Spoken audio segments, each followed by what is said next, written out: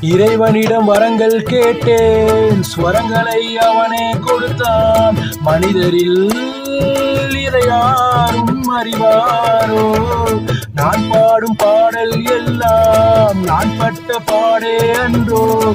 பூமியில் இதை யாரும் உணர்வாரோ? மனதிலே மாளிகை வாசம், கிடைத்ததோ மரநில நேசம். எதற்கும் நான் கலங்கியதில்லை இங்கே.